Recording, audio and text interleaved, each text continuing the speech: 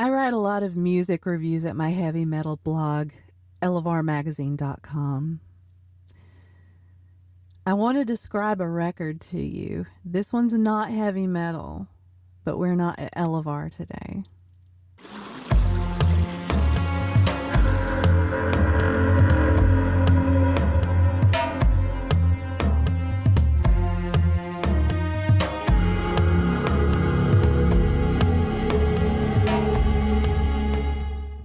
The album starts with a sound that I couldn't really place, something between a drone and a heartbeat, then an acoustic guitar alone playing a pattern so layered it sounded like two guitars at once.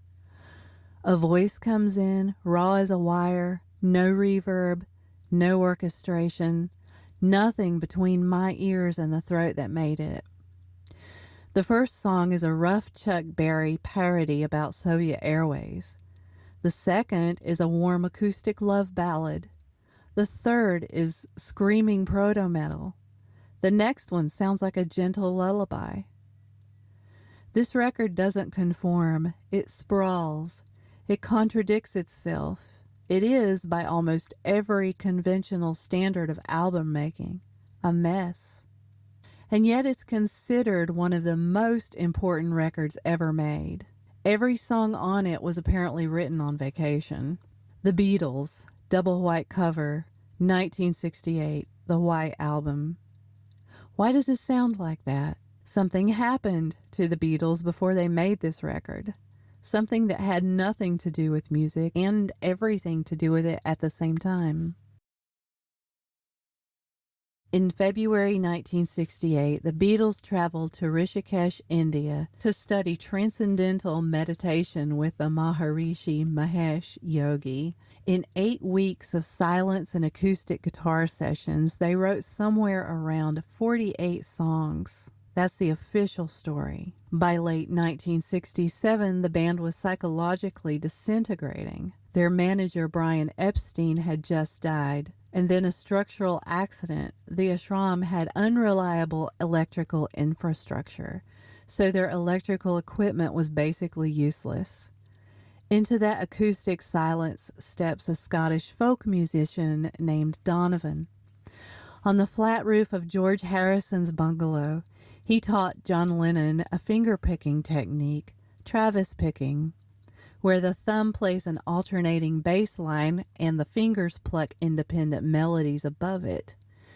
One guitar functioning as its own rhythm section, its own bass, and its own lead voice simultaneously. Lennon absorbed it in 2 days. He immediately wrote Dear Prudence and Julia. McCartney pushed it into Blackbird, 2 genuinely independent melodic lines from a single guitar. Harrison wrote While My Guitar Gently Weeps. You can hear Donovan's fingerprints all over the White Album, even though his name doesn't appear on it. That accounts for the acoustic quality, but it doesn't account for the rawness. These were songs written from personal crisis. Meditating for 8 hours a day in complete silence does something that contemplative traditions have documented carefully. It doesn't calm down your mind. It makes your mind lucid. In the absence of distraction, no press, no management, no noise. Everything that you've successfully avoided hearing comes flooding in. It started with Ringo missing his children. He left after 10 days. He had come to this place with 2 suitcases, one with clothes, one packed entirely with tins of Heinz baked beans. He was very gentle about leaving. He wrote, "Don't pass me by" on the roof, and then he went home. John Lennon was not gentle about it. He was meditating 8 hours a day and not sleeping. His wife had come hoping for a second honeymoon. He was also receiving daily sneaky telegrams from Yoko Ono in London. I'm a cloud, look for me. He was falling out of love with his wife and obsessively in love with another woman, with no distraction anywhere large enough to muffle that. The songs he wrote in this state, I'm So Tired, Your Blues, Happiness is a Warm Gun are among the rawest psychological documents in pop music. The retreat designed to bring spiritual peace was accelerating a force that would eventually pull them all apart entirely. So we have the acoustic technique and we have the psychological condition, but something deeper is still missing. Where did they actually go? Not geographically, spiritually. And what kind of landscape was that? Rishikesh sits in the Himalayan foothills, on a cliff above the Ganges, where the plains of northern India give way to the mountains that extend north all the way to Tibet.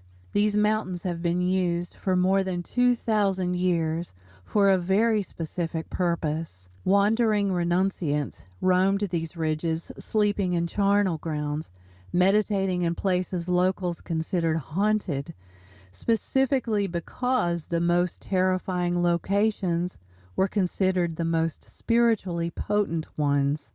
The idea came from a radical tradition dating to the 4th century CE. A group of renunciants called the Kapalikas, Sanskrit for skull bearers, argued that if the divine is truly omnipresent, it must be equally present in a rotting corpse as it is in a pristine temple. The insistence on purity was not a path to the divine. It was an avoidance of it. Today, the people who carry on that tradition are called agoris. They lived in cremation grounds. They wore human bone ornaments. They carried human skulls as begging bowls. And their practice traveled north over the Himalayas into Tibet around 800 CE and became a foundational element of Vajrayana Buddhism. So the landscape that the Beatles entered in 1968 was already soaked in this tradition, engineered over centuries of practice for one purpose: the destruction of the ego. The essence and spirit of this was hanging in the air everywhere, which brings us to the instrument. In the 11th century, a woman named Machig Ladron formalized a ritual she called chud, which means cutting through. And the central instrument of this ritual was a trumpet carved from a human thigh bone, the Kangling. The end of the femur is shaped into a mouthpiece. The marrow channel is hollowed and then lined with beeswax to create an acoustic resonator. The knee joint forms the bell, hollowed into a distinctive double opening, the right hole intentionally larger than the left. The right symbolizes insight, the left symbolizes earthly faults. Your breath animates both of these simultaneously. The instrument is a physical enactment of non-duality. See, you don't get to choose. You can't only breathe through the good hole. You're breathing through both faults and insight. And those two very opposite things live together as one in the human body. Trying to be pure and perfect and not experiencing the side of life that makes mistakes and is sometimes even monstrous is exactly the illusion the ritual is designed to cut through. The most ritually potent Kanglings were made from people who had died sudden, violent deaths, or from the remains of revered teachers. The logic is violent death leaves an energetic imprint that pierces complacency. A master's bone carries the signature of wisdom. You put a dead person's femur to your lips and you blow. The sound, well, there's no musical comparison. It's a wail, a loud, carrying, piercing wail described as the voice of a Dakini, a feminine embodiment of enlightened energy, a sonic blade that strips away illusion and identity. The practitioner deliberately travels to the most terrifying location they can find, alone, and they blow the Kangling.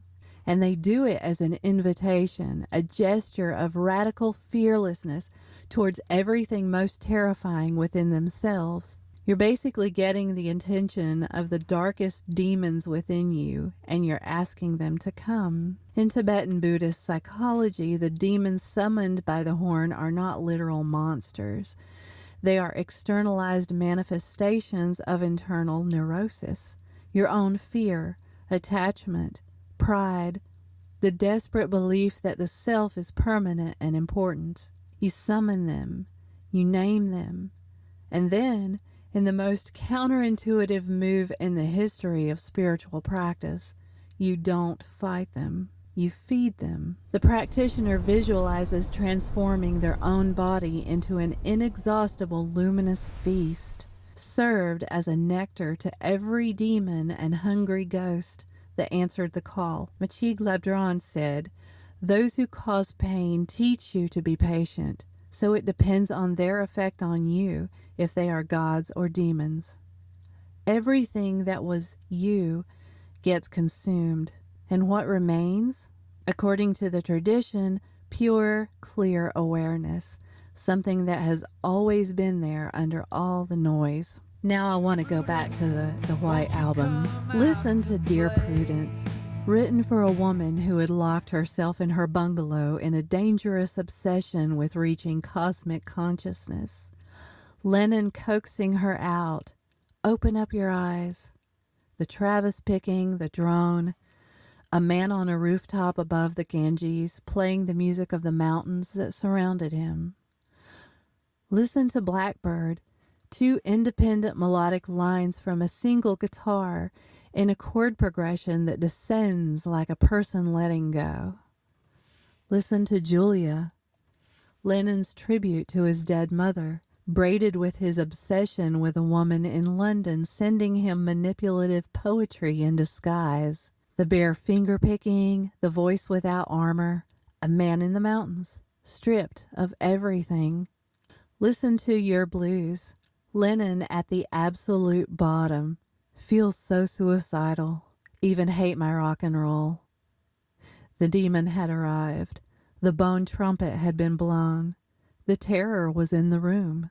What emerged from Rishikesh was not a unified spiritual harmony. It was the White Album. Sprawling, raw, contradictory, acoustically naked. 30 songs by 4 people who were no longer sure that they wanted to be in a band together anymore. Exactly what the mountains had always produced. The Beatles went to India to find peace. The Himalayas gave them what the Himalayas always give, a mirror held very close to the face. The Kangling is still played in hermitages in Nepal and Bhutan, in practice centers in New York and London, and perhaps surprisingly, in the mountains of North Carolina, where a community of Tibetan practitioners keeps this tradition alive. It's actually up the mountain in Asheville.